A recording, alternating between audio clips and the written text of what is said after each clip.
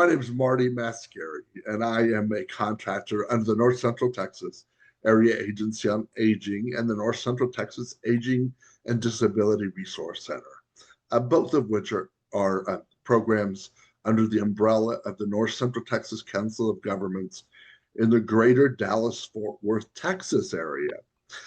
We are just very, very, very blessed to have Holly here. Holly Lowe is with the James L. West Center, and she's going to talk to us about trauma-informed memory care. And so before we do that, we're just going to go over CEUs just real quick. For those of you joining us today looking for CEUs, we're providing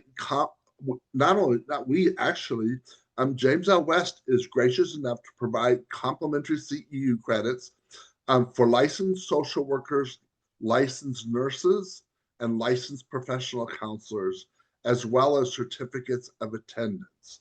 And as a lot of you will know, as you see some of these webinars, we offer different CEUs for different webinars, and the process is different. That's because, like James L. West is set up to provide new nursing CEUs, and I am not. So the process is a little bit different. So please make sure you pay attention if you haven't been on one of these before. In order to qualify, you must complete the entire live webinar. It's worth 1.5 CEU hours. You must also complete the SurveyMonkey survey that will go out in the follow-up email after today's webinar. It will go out tomorrow, not today. It will go out tomorrow. I will also try to remember to put that in the chat as we get to the end of this, so you can hold them back. A lot of times the emails, I'm waiting on information on other webinars that we're doing to include them in the emails. The SurveyMonkey will be up until August 13th, so it closes on August 13th. So please make sure you take it by then. And if you have any issues, make sure you get a hold of us before that time. We don't reopen them after we shut them, just because it's just too difficult when we're dealing with the numbers we're dealing with. We've got right now 220 people on this webinar, and it's too difficult to start dealing with them one at a time. Please, once the deadline passes, give them 4 to 5 weeks to get those evaluations sent out to you. In addition to the Google, the SurveyMonkey survey, and make sure the SurveyMonkey survey is required for CEUs. Please note that. But we also have the Google survey that we ask you to complete. That reports back on our funding for putting together these webinars. So please take both of them if you would. This Google survey should show up as you close out of Zoom today. It should ask you if you would like to take a short survey. And if you click on that, that will take you to our Google survey. I am now going to turn it over to Holly Lowe, and she's going to talk to us about trauma-informed care. Thank you, Marty.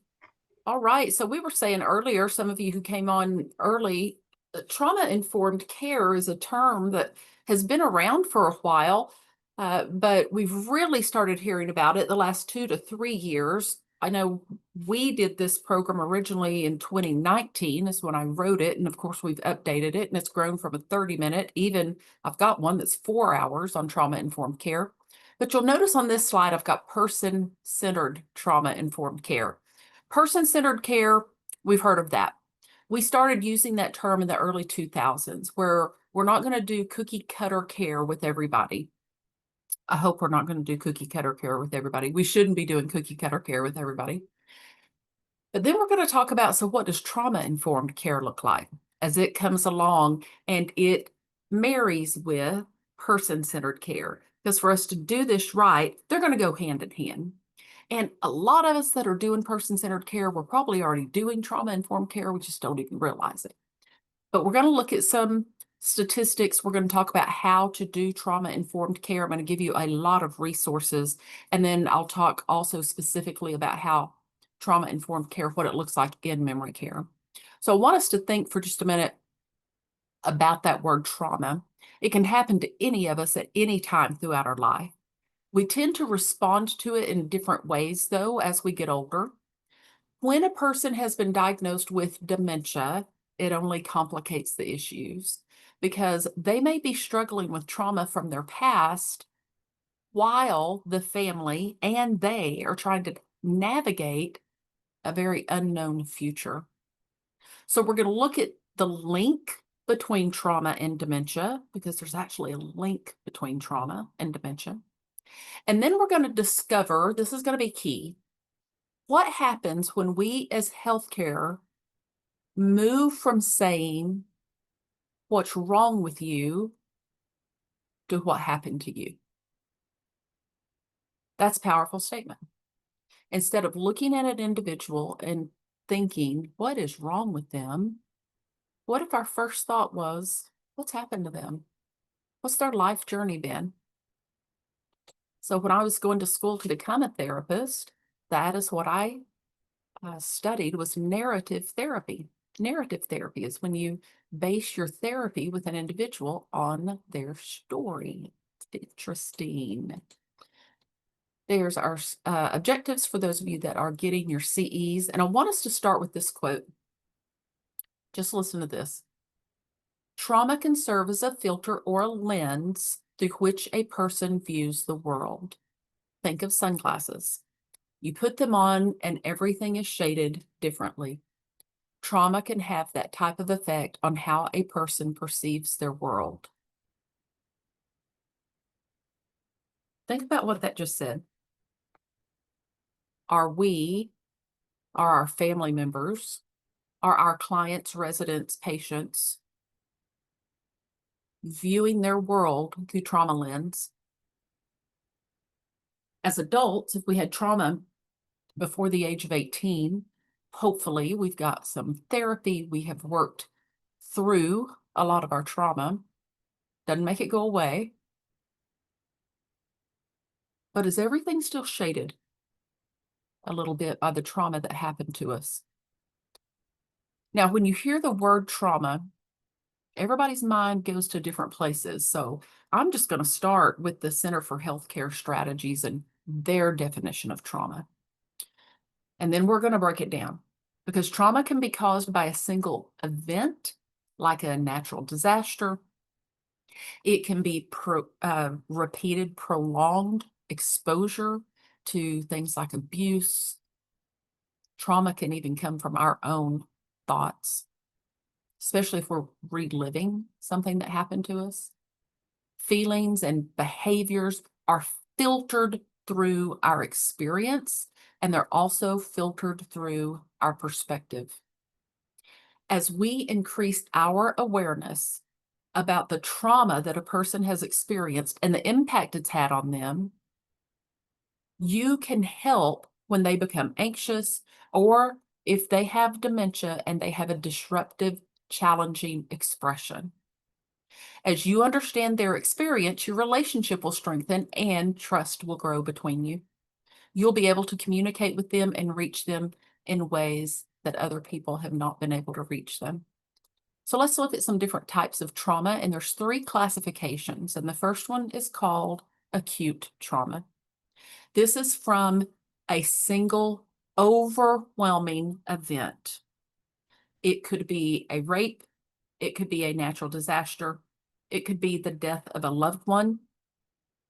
And what we tend to see in individuals who have had acute trauma is, as adults, they may be very hypervigilant.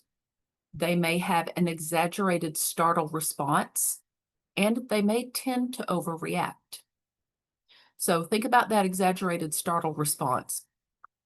Some people have this and they don't know why they have it, where if something takes us off guard, we really jump, or we hear something and our body just reacts instead of responds. We've got a heightened alert system because of acute trauma. The next one is chronic trauma. Chronic trauma is from extended exposure to traumatizing situations. It's when we've had that prolonged exposure to violence or to neglect. As adults, we tend to see people who've been through chronic trauma be numb, have a lot of denial, they can withdraw. These could also be people that have a lot of anger issues, rage, and they might even disassociate. And one of the ways that people can disassociate is by substance abuse, because I've got to numb myself. All of these are going to tie together as we go through. And the last one, complex trauma. Now, this can be from a single traumatic event that was devastating enough that it had long-lasting effects. So what's different about this one in the acute? Let's look at the examples of this. This is being involved in a shooting, a mass shooting, a car accidents where there were multiple fatalities. A child who experiences multiple interpersonal traumatic events before the age of 18. And as adults, we see a lot of these people who have depression, chronic pain in their body, but can't get that diagnosis as to what is this pain. It's because they're carrying the trauma. Concentration problems, sleep disturbances, and irritability. That's how their trauma shows up. Now, there's 3 E's of trauma that we're going to look at. We're going to look at the events, the experience of the event, and the effect. Let's start with this chart, the event. This is the actual threat of physical or psychological harm. And you can tell by the chart here, it's broken down into percentages. It can be a single occurrence or it can be repeated over a lifetime. To be diagnosed with trauma, according to the DSM, one must have exposure to a traumatic or stressful event. So what does that look like? And we're going to look at a lot of them, but I wanted to show you the percentages. So 21%, it's physical violence. 20% is an accident or death of a loved one. 20% is also witnessing trauma. This doesn't necessarily have to be in the house where you lived. What about first responders? What about those of you that are on here? I saw a lot of LPCs coming on. Social workers. We hear people's trauma, hear it every day. And we've got a lot of empathy. And we stand right there with them. And we hear it. Those of you who hang a shingle every 50 minutes, here comes that next.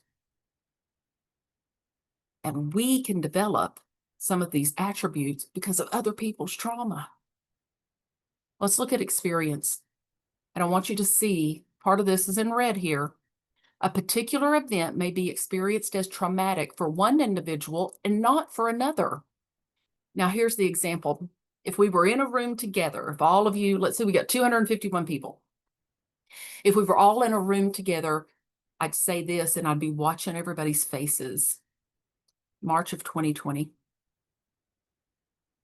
And when I do that in a room with 250 people, there's an audible gasp. And then there's some people that just are March of 2020. If you were working in healthcare, especially, you know exactly what March of 2020 is. We got that phone call, shut it down. Shut it down. No more family members in. I work at a nursing home. I work at a nursing home that is memory care. No more family members in. Pandemic, the beginning of the pandemic. Now, there are people, if you say March of 2020, who honestly might go, let's see, what did happen in March? Because they weren't affected the same way. It affected all of us, but for some of us, that was trauma. Working on the front lines.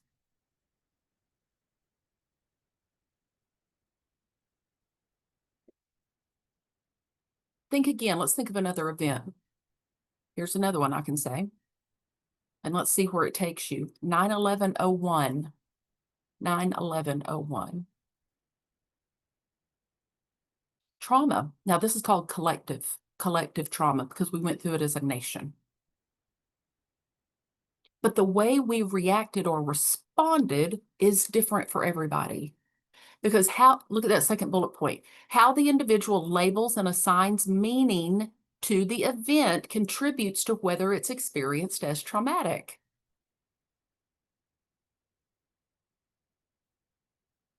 Now let's look at effects. Effects from trauma can occur immediately, or they may not show up for years. We're going to break that down more. Effects from trauma can be short-term, or they can be long-term.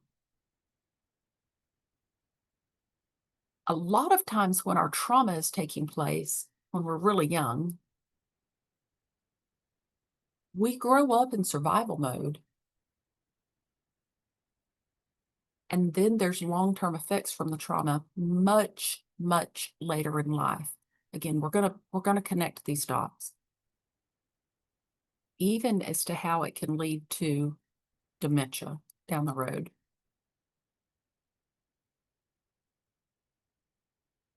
This next graph, a person who has undergone a tremendous amount of trauma, especially before the age of 18, is 15 times more likely to commit suicide at some point during their life. 4 times more likely to become an alcoholic. 3 times more likely to experience depression. 3 times more likely to have serious job problems. Again, some of you are probably already connecting a lot of dots here. 3 times more likely to be absent from work. 2.5 times more likely to smoke tobacco. Let's look at some more statistics. And what these numbers are telling us is that the majority of people we run into, those that are our clients, our residents, our patients, our coworkers, our family members, people on this call, study out of Philadelphia, 83% of adults in the United States have had at least one adverse childhood experience, and we're getting ready to define that. And 37% have had 4 or more. This is going to be before the age of 18. The CDC says that 1 in 4 children in the US will experience some sort of abuse, either physical, sexual, emotional.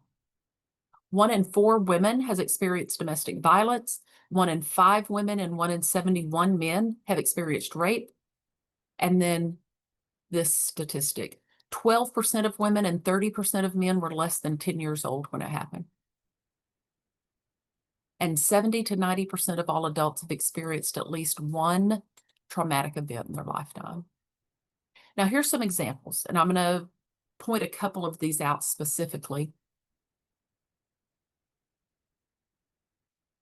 Another thing that trauma-informed care looks at, keep in mind that question, where we're going to start looking at our clients, residents, patients, and rather than saying, what's wrong with you, what happened to you, then maybe we're going to understand why they've turned to drugs, why they've turned to alcohol, the things that they do to numb themselves.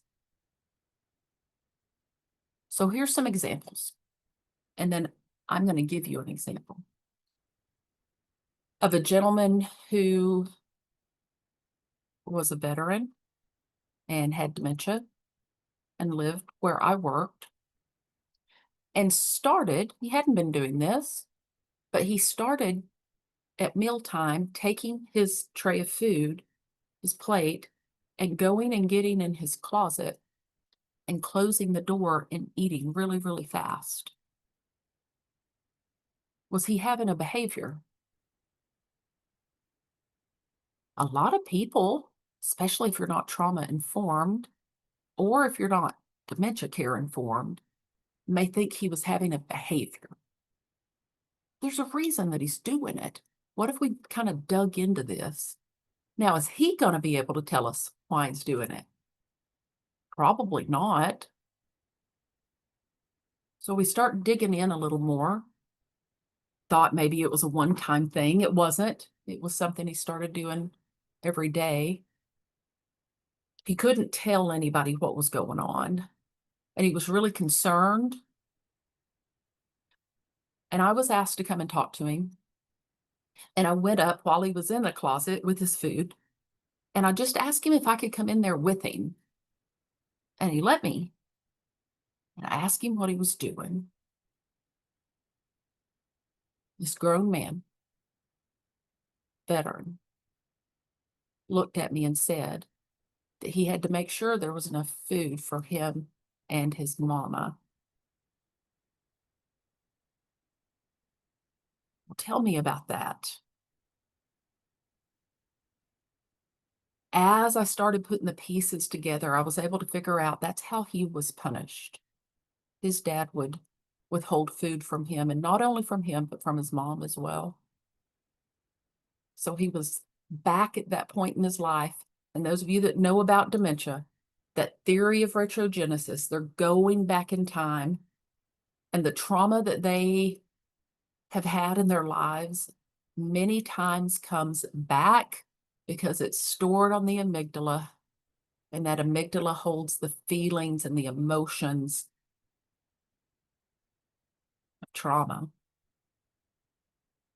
Now, could I reason with him and tell him, oh, that was 50, 60 years ago? No, I couldn't.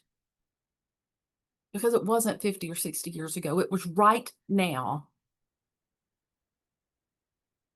And I had to start building trust with him because I knew eventually this would pass, because it always does. Any type of challenging expression rather than a behavior that a person with dementia is having is going to pass. It may take a little while, but they're changing. This is a progressive disease. And he let us bring a little table in, like a little TV tray to sit. And we didn't stop him, but he would start taking his food to his room and sitting at that table. He still was eating really, really fast. We made a plate for his mom and we put it in the refrigerator. Listen to what I'm doing. I'm going to his world. Not trying to bring him to my world, because he's not in my world. That's trauma-informed care. I'm validating his feelings. That's scary. That's scary when that happens. Tell me more about it. Let me help you get some food for your mom. I'm fixing it. Validate, fix, distract. There's the 3 steps. I'm validating his feelings. I'm fixing it. I'm going to make a plate and I'm going to put it in the refrigerator. Tell him I'm watching this refrigerator. There's nobody going to get that food. And then I'm going to distract him till let's clean this kitchen up. Because a person with dementia is going to be having one thought at a time. So there's an example of trauma-informed care and an example of trauma coming back. Some other things that can fall under trauma. Sometimes we don't stop to think that some of these things are trauma. Now, that term we've been using, you may have heard it called an ACE, an adverse childhood experience. This is when, before the age of 18, a child is exposed to physical, emotional, or sexual abuse, neglect, discrimination, violence. Now, we're going to start drawing the connections. Later in life, they are going to be at a much greater risk for behaviors, chronic health conditions, and health risk behaviors that lead to, here comes your dementia, heart disease, there's vascular dementia coming up, depression, there's vascular dementia coming up, liver disease, sexually transmitted diseases, and substance abuse, alcohol-induced dementia, drug-induced dementia, vascular dementia, caused from these things. I hope you're starting to see the connection. Because what happens? There is a link between childhood trauma and these lifelong health problems. So why is it happening? Let's look at the neurobiology of a child. I've got all of these in red because they're that important. Positive experiences in life lead to healthy brain development before the age of 5. Before the age of 5. Negative experiences promotes unhealthy development. Now, this last bullet point is so important to understand what's happening or not happening in the brain of a child younger than 5 who's experiencing these adverse childhood experiences. Prolonged trauma can decrease the volume in areas of the brain responsible for cognitive functions, short-term memory, emotional regulation, and other higher cognitive function, because that little child who's being hurt or who is seeing or experiencing neglect or trauma is living already at that hyper fully dumping cortisol survival mode, and they're not even 5 yet. They're not having a lot of dopamine. They're not having a lot of serotonin. They're not having a lot of oxytocin. But they're having a lot of cortisol. They're having a lot of adrenaline, and it changes their brain. Changes their brain.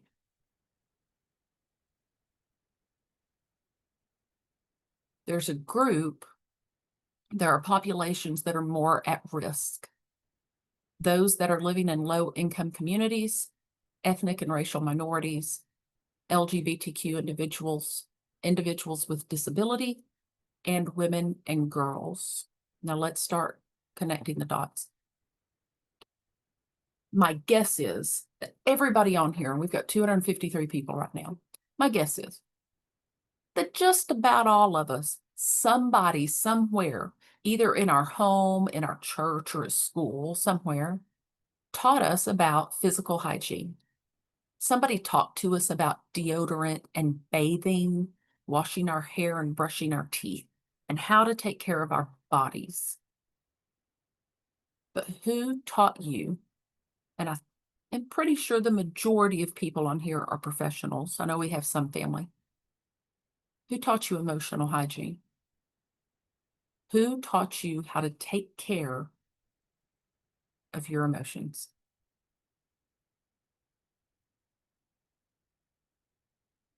Where did we learn it? We watched the adults around us. Well, what if the adults around us did not have positive coping mechanisms? Children often develop coping mechanisms to help alleviate the hurt of trauma, and they evolve into health risk behaviors. And the easiest one is overeating. Overeating. It's easy, it's available, and it fills a gap that those parents or those guardians that are supposed to be taking care of me are not filling. And they'll turn to food, and they don't even know what they're doing, or why maybe we grow up and we still keep doing it. Did we watch the adults in our lives turn to food? Did we watch the adults in our lives turn to alcohol? That's another pretty easy one to get your hands on as a kid, especially if it's around. Did they turn to tobacco? Did they turn to drugs? If we see the adults around us using those as their coping mechanisms, then we believe that that's what we're supposed to do. Emotional hygiene. Then those coping mechanisms lead to anxiety, depression, social isolation, and eventually chronic illness.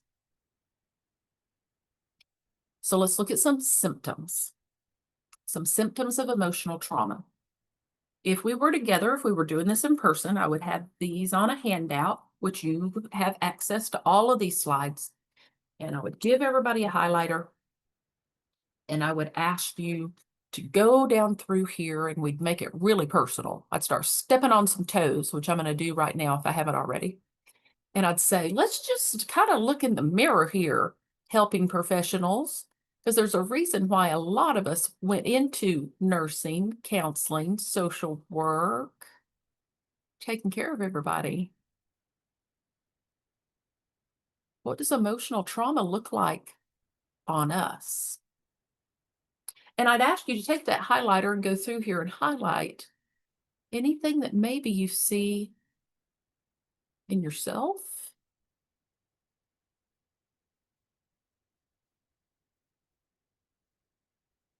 Anger, avoidance, depression, emotional numbness, mood swings, guilt, shame. Now, this one surprises people a lot because, like I said earlier, trauma can show up.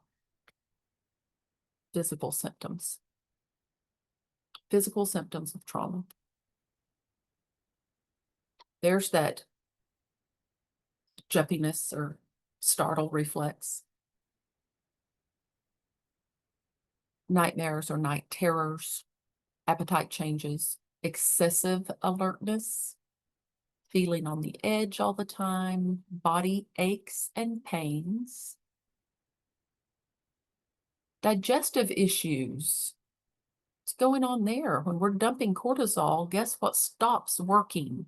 Digestion. So then we've got chronic, we have IBS, irritable bowel syndrome. We've got diarrhea, we've got constipation, we've got diarrhea, we've got constipation. Tense muscles. Anybody sitting at their desk and by the middle of the day, your shoulders are way up here? So let's get into what does the CHCS call trauma-informed care? And I've got it in red. Mentioned this already. It's where we shift the focus of care from what's wrong with you to what happened to you. And it's a complete picture of a person's life.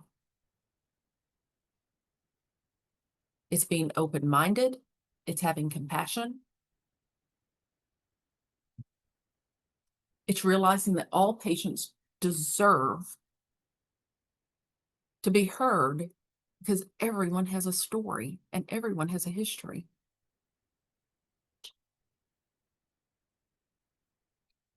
When we use trauma-informed care, it's been proven to improve a patient's engagement, treatment, adherence, and outcomes, as well as when we've realized that everybody we're working with likely has some trauma somewhere, staff wellness. So the CDC says adopting a trauma-informed approach is not accomplished through any single particular technique or checklist. It requires constant attention, caring awareness, sensitivity, and possibly a cultural change at the organizational level. So you can't do this 90 minutes and go, and I'm trauma-informed. This is just the beginning. So what we're going to start with, and then I'm going to give you access to this. We're not going to have time to do it today, but I am going to give you access to it right after this short video. So I'm hoping that everybody will do it, is this professional quality of life test quiz. If we were in person, like I said, we'd be doing it if we were at a full half-day program. The emotional impact of the work we do. Let's listen to this.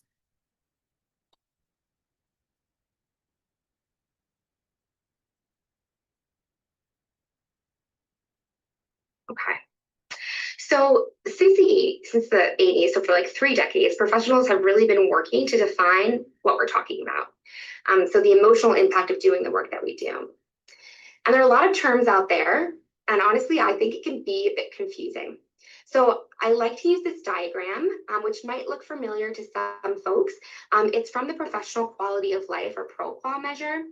And that is the most commonly used tool or measure to assess the impact of this work on helping professionals. And it includes these different subscales of compassion satisfaction, compassion fatigue, burnout, and secondary traumatic stress.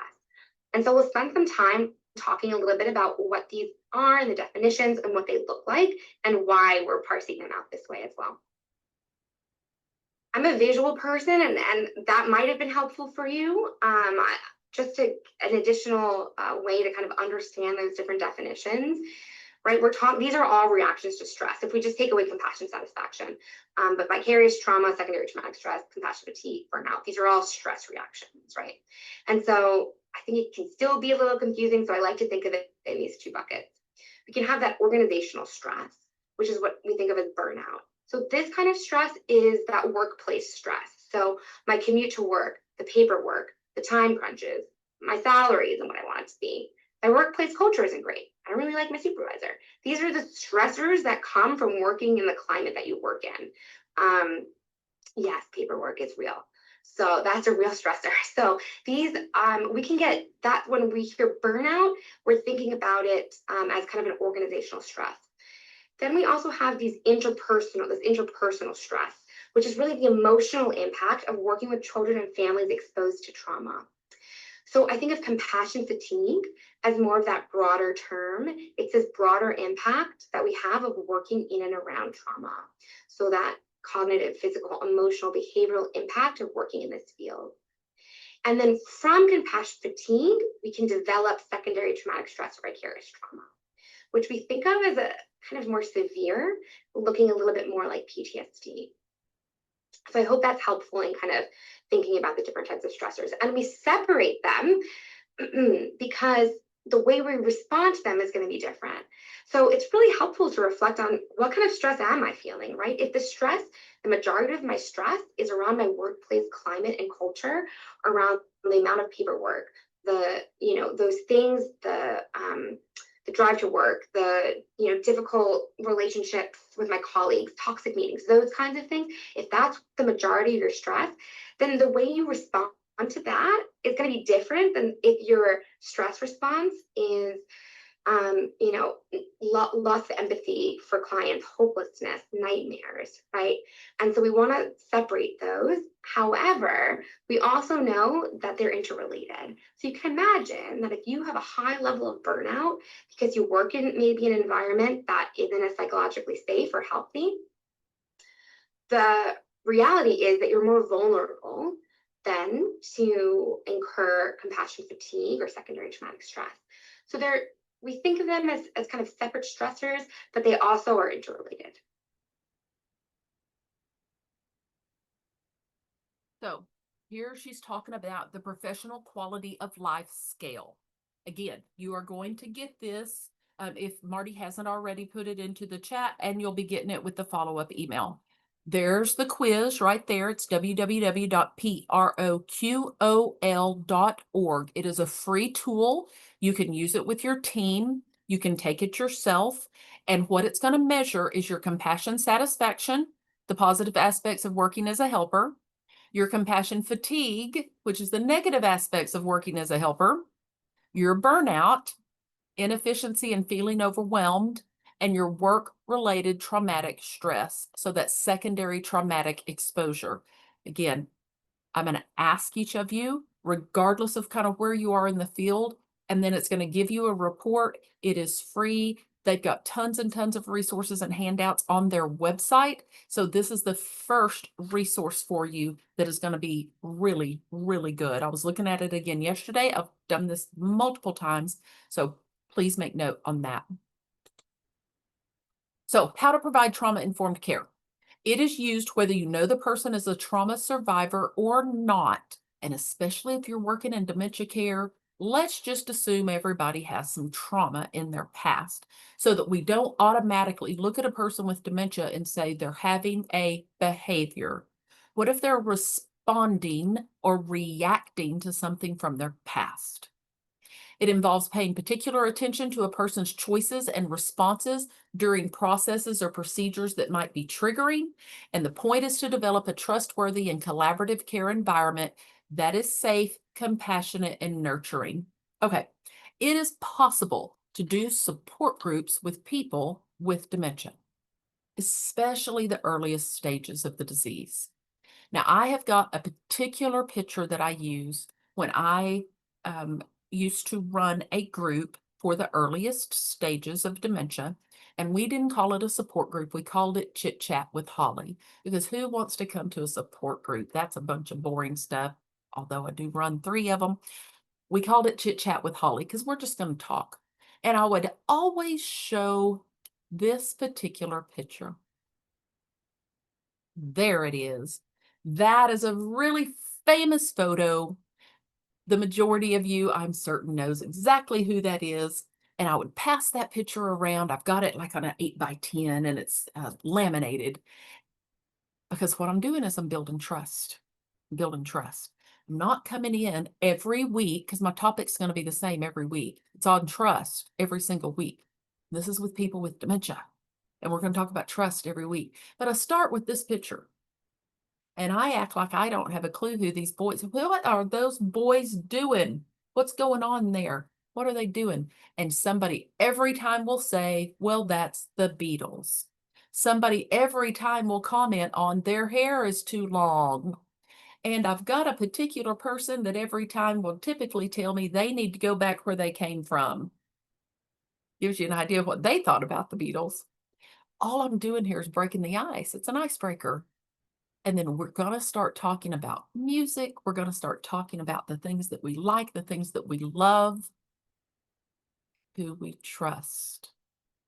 And we're going to tie it together. And I'm going to activate that amygdala in a different way, because we're going to talk about trust. Let's look at the brain of somebody who has dementia. Now, you've been hearing me use the word expressions rather than behaviors. That person is doing the best they can. Now, high overview. Most of you know this. Dementia is that umbrella term. There's over 130 different types of dementias. Alzheimer's is the most common type, form, or cause of dementia. So we're going to look at a brain of somebody who has Alzheimer's.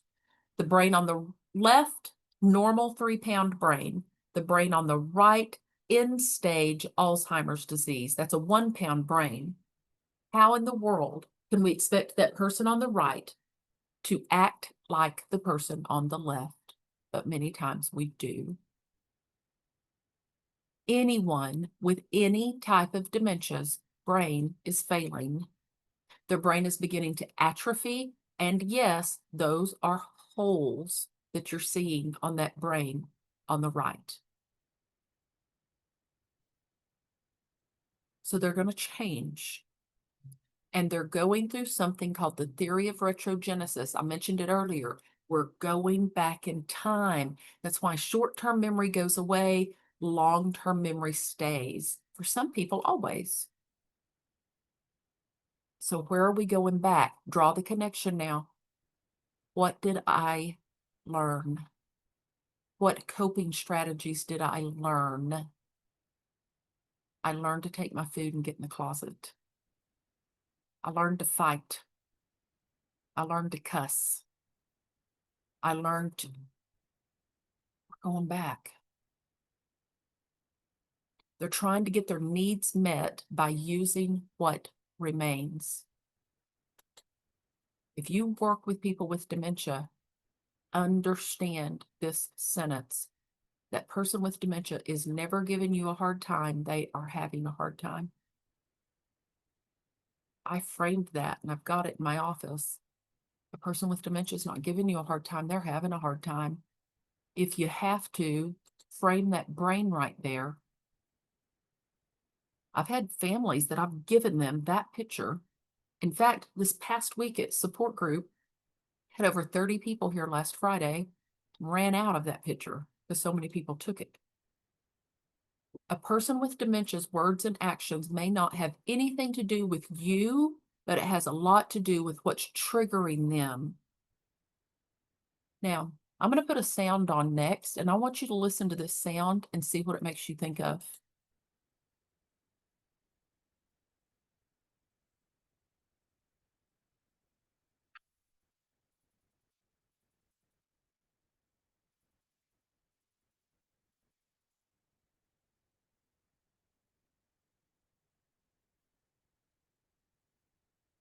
Now, again, if we were in person, I'd be asking you what just happened.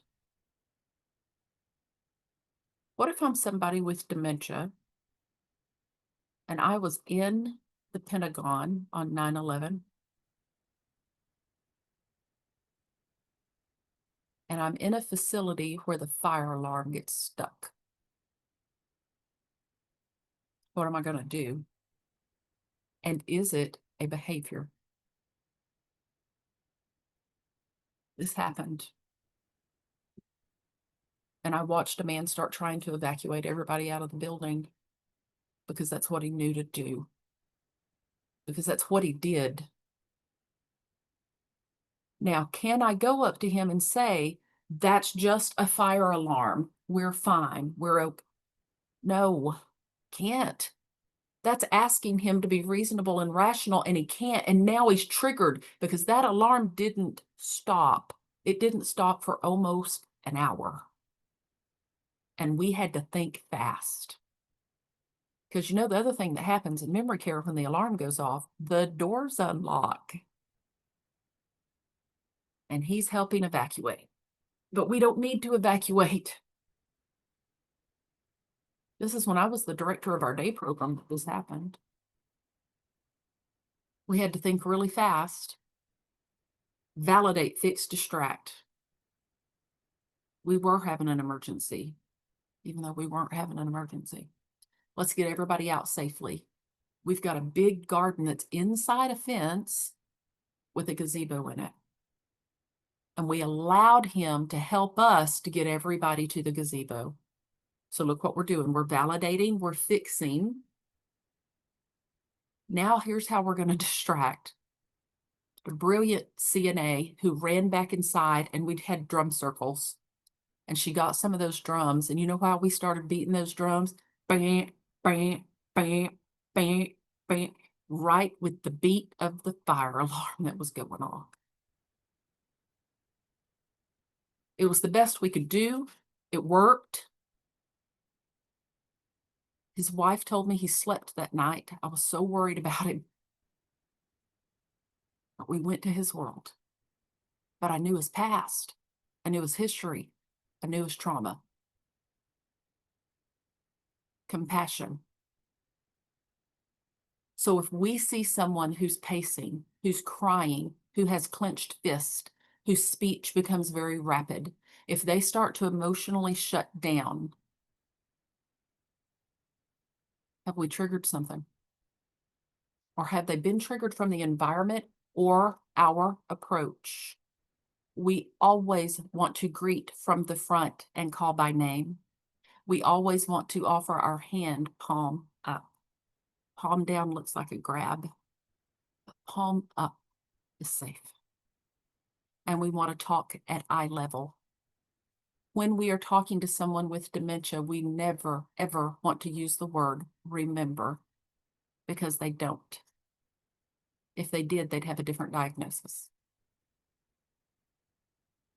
So we can't say to them, remember yesterday when we, because they don't. Remember 30 seconds ago when we, because they don't. Remember, we just told you that was the fire alarm. They don't. We go to their world. Short sentences in everyday language, one question at a time. And then use terms like show me and tell me. Show me what it is. Tell me what you need. Sometimes they can, and many times they can show you. They can still point. Watch for reactions or responses. Are they calm? Are they fearful? Are they distraught?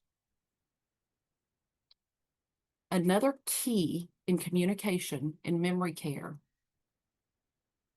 this is all memory care, not just somebody with trauma, is what's called the uncomfortable silence. And all of the LPCs and the social workers just went, yes, we know what that is. The uncomfortable silence.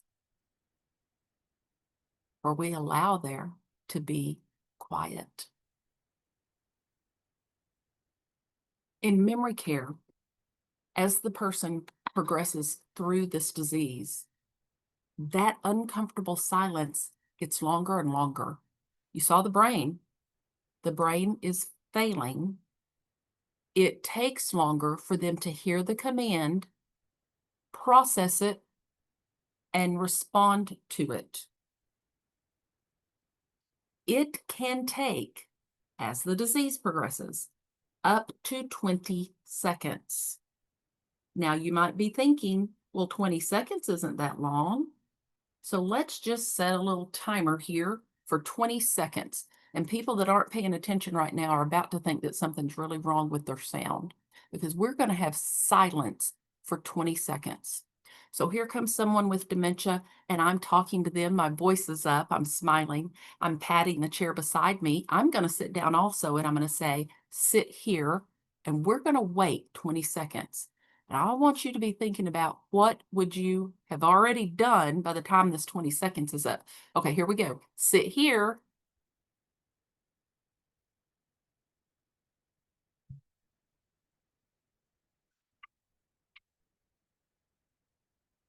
That's 10 seconds.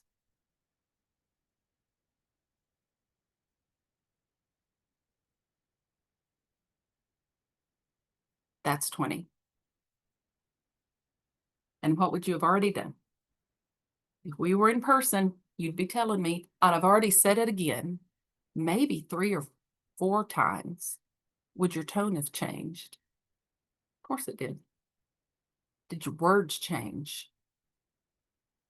Probably. What happened to that person with dementia every time you opened your mouth and started over? Their clock reset. And now I'm getting frustrated because they're not doing what I'm asking them to do, and they're doing the best they can. Use the same words. It's the same tone. They wouldn't ask again if they knew the answer. I also want to remind you of this. I've watched this happen. Person with dementia falls and they face plant. They hit with their face. And families, even professionals, will say, why didn't they try to break their fall? Why didn't they put their arms out? I've watched videos of people face plant and then put their arms out. Because by the time their brain registered, I am falling, where with a 3-pound brain, we automatically put our arms out, they were already laid on the floor. Give them time to respond. We're going to use that word okay. Okay is the word we're going to use. Remember, we are not going to use. Even if they're saying things like, you're the one that took all my money. Okay, let me call the bank. We're going to validate it. We're going to fix it. We're going to distract. Validate, fix, distract. I'm going to give you another example in just a minute of some trauma-informed care. Now, you may be thinking, but how do I get to know their trauma? Because we've got to start building trust with that family from the minute they make the very first phone call to come tour the facility. Because if somebody trusts and we ask, they're going to be more likely to share.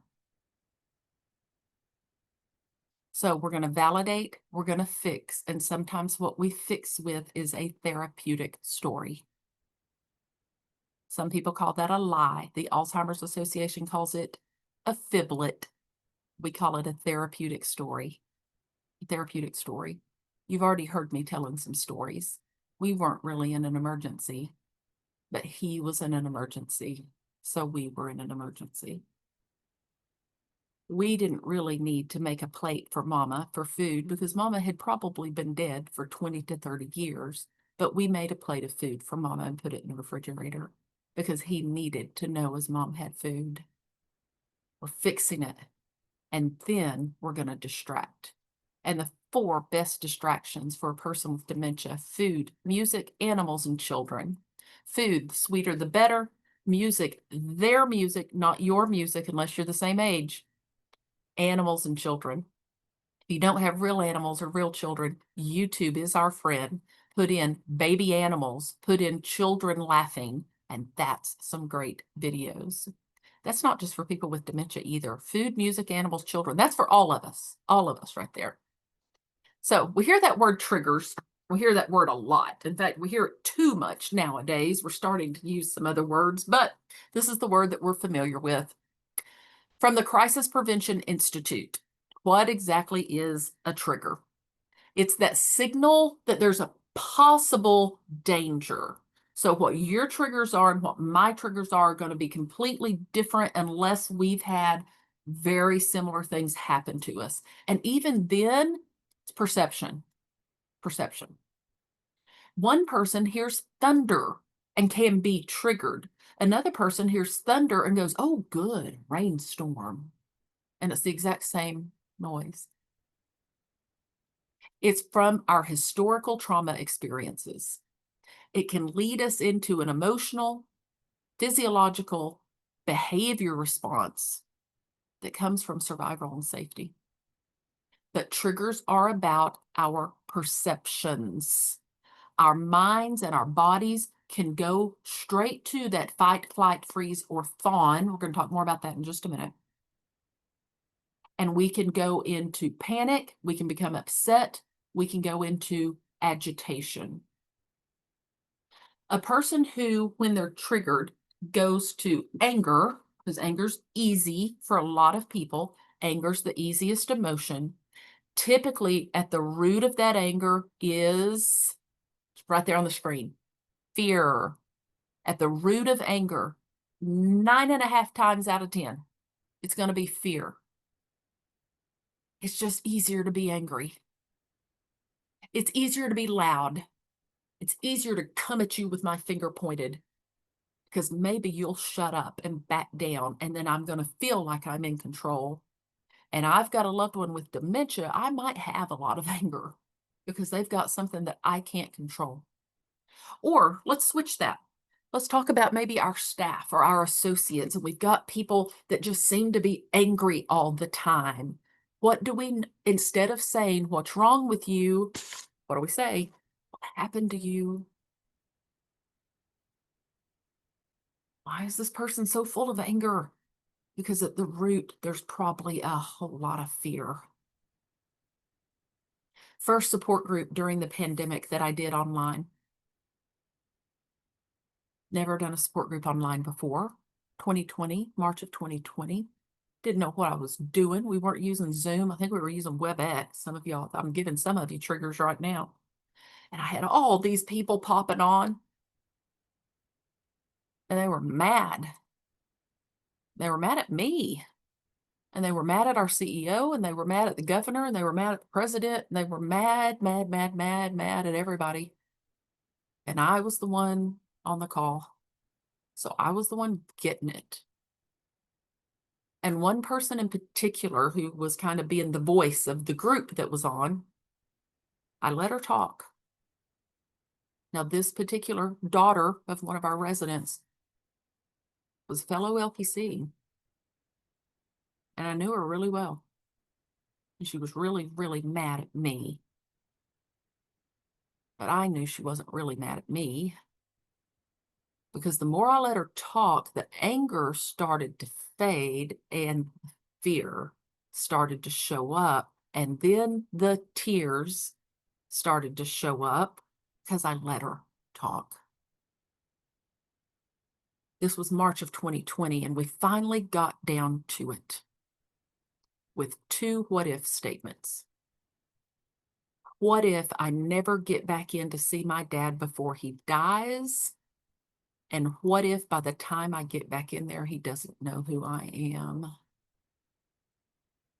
There's where we needed to start. But I had to let her have that anger. And I couldn't get defensive because I had to use my logical 3-pound therapist brain. And no, she wasn't mad at me. Sure sounded like it. She wasn't. Nobody on that call was mad at me. They were actually really thankful because I could see their parent or their spouse or their brother or their sister. So what are some things that can trigger when someone has trauma in their past? And again, For many people, what it will trigger, it will show up as anger. An unexpected change. Now, again, think about yourself. A perception or a lack of power or control, feeling threatened or attacked, feeling vulnerable or frightened, something that makes us feel shame, deprived. Even intimacy and positive attention can be a trigger. Anniversaries, dates, birthdays. There's all kinds of things that are triggered. Anything sensory can be a trigger. Those are some of the most powerful triggers. That smell, that song, that taste, that touch.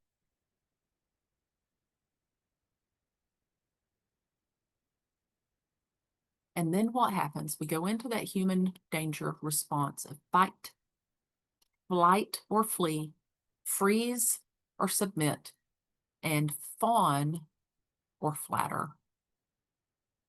Some things that we can do to prevent re-traumatization.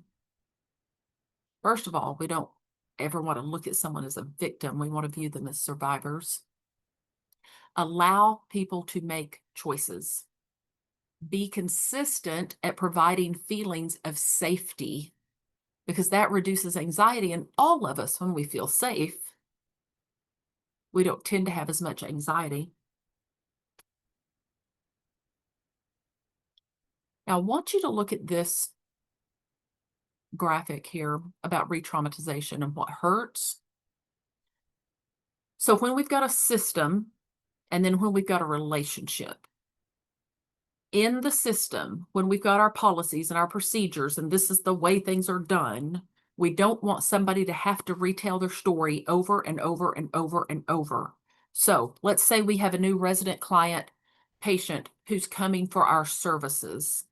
Whoever gets that story the first time needs to push it out to the other people that needs the story, because that family member should not have to tell it over and over and over again. That can then traumatize the person who's telling the story just from having to tell their story over and over again, or telling their loved one's story over and over again. But we've got to be diligent to get it in the hands of the right people. Because what does that also look like if they sit and tell me their story, the next day they're talking to the nurse and the nurse doesn't have any idea about the story because I didn't get it to them? Do y'all not talk to each other? Do these departments not? And I've just put my loved one here. We've also got to keep in mind that a person's story is not gossip. That is their story, just like your story is your story. You wouldn't want somebody gossiping with your story. The majority of us, a whole lot of our story, we were just part of. So we were kids and other people were making decisions for us. And a lot of people's trauma, I didn't have anything to do with it. It just happened because the adults in my life didn't make very good decisions. But in their fault. Not what's wrong with you, what happened to you. Another assessment, and this is for your agency if you're a professional that's on. This is called a trauma-informed agency assessment. Trauma-informed agency assessment. Have more than one person take this assessment. And the other thing you want to do, and you can start with your administration and your clinical staff, but make sure that you include other people on the team. Because a lot of times, who is it that's interacting with our family members more than anybody? The concierge? People in housekeeping? People in the kitchen? So let's have folks in all departments look at this. And then how do we train staff? Because it doesn't have to be complicated. Everybody who works in healthcare really needs to have some basics in trauma. Now, it's going to look different in different departments, of course. But what if we put this as part of our orientation? Trauma-informed care. the basics of trauma-informed care. What if we'd had that in-service on it? And keep in mind, it is never a one and done. This is an introduction, what we're doing right now. You can become, I'm a trauma-informed care, I'm a trauma therapist. There's lots of information. There's classes you can take, there's certifications that you can get. Now, here's another resource. So I've given you some really good resources. And in fact, there's going to be a resource page coming up. And then we are going to have time for questions. So you can be putting things in chat, and I'll get to the questions at the end, which is coming up shortly. If you go to bettercareplaybook.org, this is going to be another place to go where it's going to give you some really good information. This is going to show you some ways to talk to non-clinical staff, get that buy-in from senior leadership, and how to go through your planning process so that you can start being a center, a facility, a place that has a trauma-informed approach. I've got an entire page here right at the end that has all of the pages that I used, the web pages. There's also a couple of books and an article. If you are not familiar with The Body Keeps the Score, the brain, mind, and body and the healing of trauma, probably number one right there. And there's many, many classes that you can take about that book right there. The Body Keeps the Score. If you're somebody who needs to look into that for yourself or for your clients, your patients, or your residents. And then again, I've got an article and some other websites. Here's my information. I think Marty's going to hop back on, talk about the CEs. And if you've got questions or comments, please be putting them in the chat right now, because I'll be reviewing that while Marty reviews the CEs. Great, Holly. For those of you that are joining us today that are looking for CEUs, the James L. West Center has graciously offered the CEUs for this today's presentation. So it includes nurses as well as social workers, licensed professional counselors in Texas, and certificates of attendance. Please note, I always tell people this: if you have a different license in Texas or a license outside of Texas, you're more than welcome to go through the process and get a certificate and submit it to your jurisdiction. Many times I have found with my certificates that people have been able to use them. Not all the times, but many times. And I've also had jurisdictions reach out to me for a little bit more information on a topic that we've done a webinar on to decide whether it meets their thresholds. So, but again, they're set up to provide it for nurses, LPCs, and licensed social workers in the state of Texas. Today's webinars with 1.5 hour CEU credits. You must complete the SurveyMonkey evaluation, which as Holly starts answering questions, I am going to put that in the chat here in just a minute. Okay. You have until the 13th to complete that. It will close at the end of the day on the 13th. If you have any troubles with it, please contact us before the 13th. We don't reopen it. It's just too difficult to do when we have as many people. Right now we have 253 people. When you've got that many people, it's just too hard to handle these one at a time. So give them about 4 to 5 weeks to get those certificates to you. And then in addition, the Google survey, the Google survey should pop up as you close out of Zoom today. And if it doesn't, you'll get both the links in the follow-up email as well. So I'm going to turn it back to Holly, and I'm going to go grab the SurveyMonkey link and put it in the chat. Okay. I saw that somebody had asked also about a particular behavior that somebody might have. So I've got one other example that I want to give you. So I had a resident one time who every evening at about, our shift change was at 10, and every evening just a little after 10, the resident would start putting all of her furniture in front of her door so that no one could get in the door. Was she having a behavior?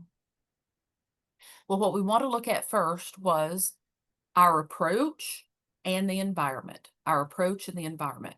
She couldn't tell us why she was doing it. She's got dementia. That's why she lives with us, because she's got dementia. Is she having a behavior? We had to look at what had changed. Well, on that overnight shift, we had just hired a male CNA. And so he was opening the door to check on her in the night. A man was opening the door to check on her during the night. I talked to her son. Her son didn't know of anything in her past. I knew where this was probably going. You know where this is likely going.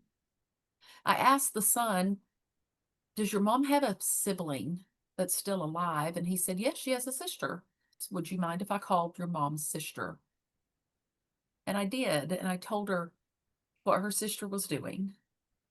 And she said one thing to me, and that's all I needed her to tell me. So I wasn't going to re-traumatize her. Just me asking the question was enough. I told her what her sister was doing, that she was putting the furniture in front of the door, that we did have a male CNA. Could there be any? And she just said, we don't talk about that. Okay. That was an easy fix. Move the male CNA to another floor, to another house, to another neighborhood, and it stopped. They didn't have to go into the details of what had happened. I had a pretty good idea. But she wasn't having a behavior. It could have been really easy to go, behavior, medication. We got to do something about this. She wasn't having a behavior. She was reacting to something that happened to her a long time ago in the only way that she knew how. So if there has been that kind of trauma, yes, the chances of them having a behavior, having a response, having a reaction are very high. And the chances of them being able to tell you why they're doing it are probably pretty low. But hopefully you've got a really good relationship with family. I'll share another one. I had a resident who was sitting in a courtyard. She'd been walking around, actually holding hands with another lady. They were holding hands and kind of swinging arms like they were best good girlfriends. And then she, within 30 minutes later, was sitting with her hands sobbing, uncontrollable sobbing, which nobody wants to see that. Nobody likes to see someone that upset. Several of our staff, our associates, had tried to console her. It just wasn't happening. I went out, put my arm around her and just said, what's going on? What's happened? And she looked at me. This woman's in her 70s. And she said, I can't believe he just left me. What am I going to do with these two girls? Her two girls were my age. They're in their 50s. And I said, tell me what happened.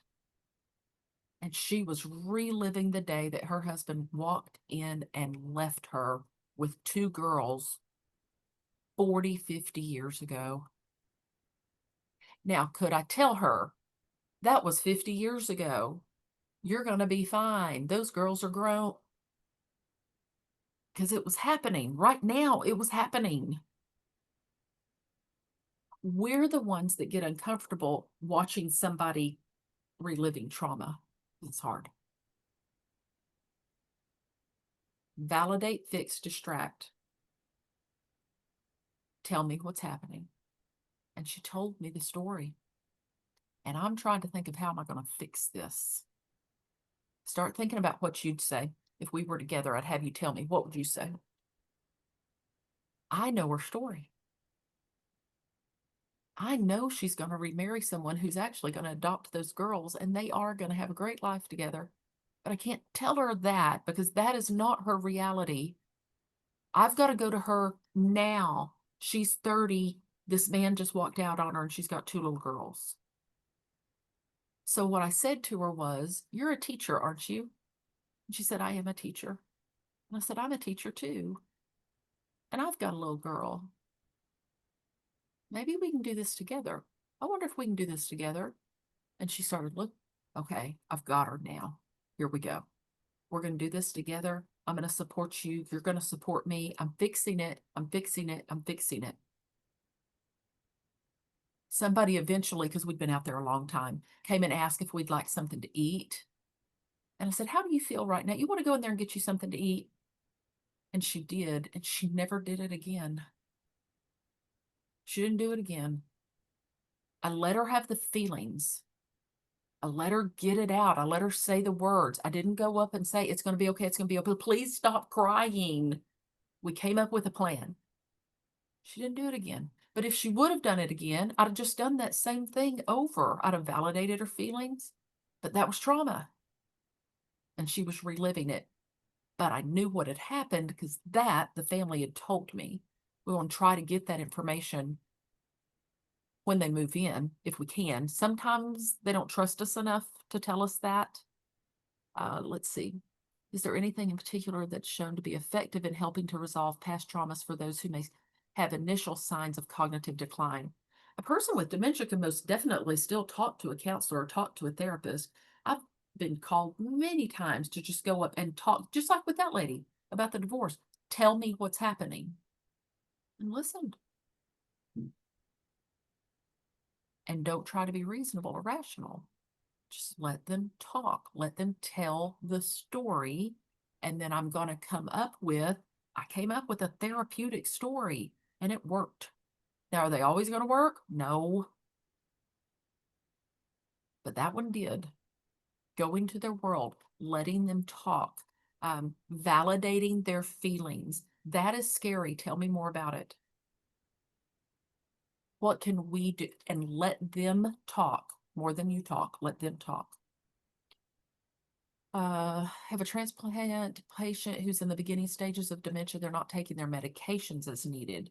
What can I do to help them? They are also beginning to get aggressive. Okay. A lot of that depends on the situation. Is there somebody there with them?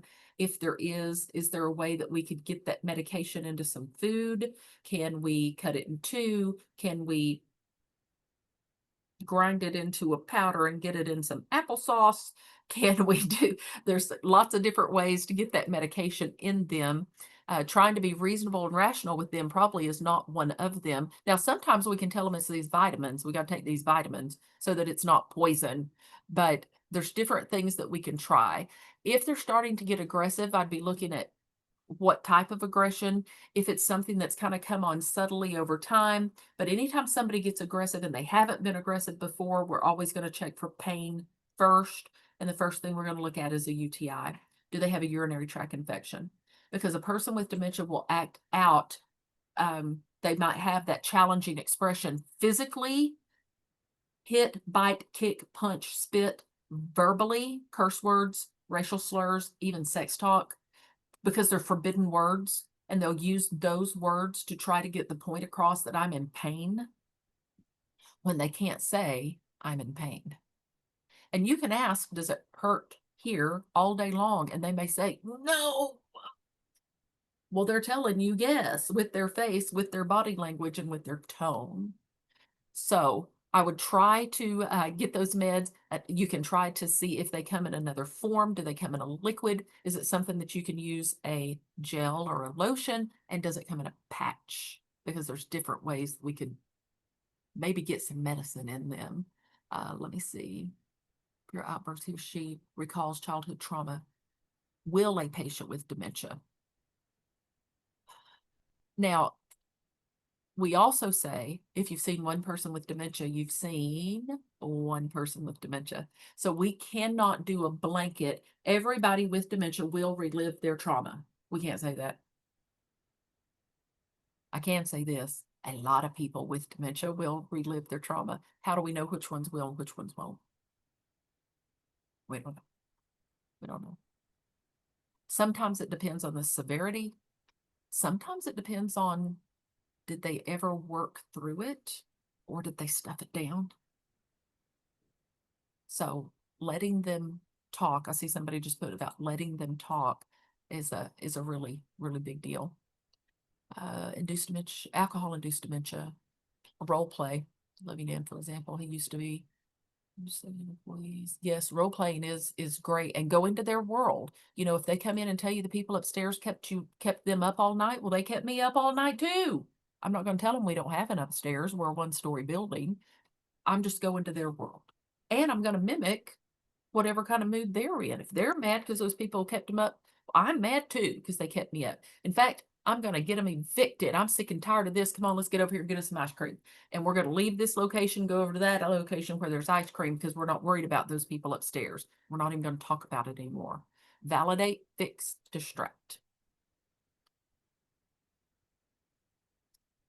Let me see. Lots of good comments. Thank you so much. Still said I don't know what I'm to do with this and had a lot of pain in his bowels. Yes. I had a woman one time who was hitting right below her belly button. And the only word she was saying over and over and over was bitch, bitch, bitch, bitch, bitch, bitch, bitch, bitch, bitch. Because that's all she could come up with. Was she in pain? Yes, she was. Let me also tell you, she was 54. She was 54. And we're trying to figure out what kind of pain. It wasn't a UTI. She wasn't constipated. I mean, we were doing all kinds of, finally we went, she's 54. What else could this be? Menopause? And she couldn't tell us what that felt like, but she could use a curse word over and over and over and over. Because curse words, sex talk, and racial slurs are stored on the right, and the right remains for a very long time. Regular day-to-day language stored on the left, and that left is leaving. So sometimes we will hear, we'll see things that they never would have said or done before dementia. And apparently my sound wasn't going off. I guess people were saying they didn't hear the sound. On the alarm that when you could I think you were doing the alarm that there was no sound. I thought you kept working on it. It looked like you continued to work on it, but it never came to. Oh, But we finally got the message after you started talking. It was an alarm. Yeah, it was an alarm. Good to know. I wonder why it did, because I could hear it. I don't know why y'all couldn't. That's what she gets. The video you played came across just fine. I don't know why that didn't play. I must not have clicked the sound button. All right. Very good. There. Holly, as always, it was just exceptional. Somebody asked, validate what? Distract, validate, fix, distract. Validate, fix, distract. That's the 3 steps. Thank you, Marty. Holly, thank you so much. Just exceptional as always. I certainly appreciate, you and all of the knowledge both together make just an incredible a presentation. Y'all, please look out for the follow-up email. It will have the links in it. I've already put the link to the Survey Monkey survey in the chat. You can find that there. And next month we'll be doing on the second Tuesday. We had to move today to the first Tuesday. There was a conflict, and we apologize for that. But next month we'll be back on the second Tuesday, and they'll be doing best practices in aging services. And so we sure appreciate every one of you for joining us. Please help us spread the word for the future ones, and look forward to the follow-up email. Bye, everybody. Bye-bye. Have a great day, y'all.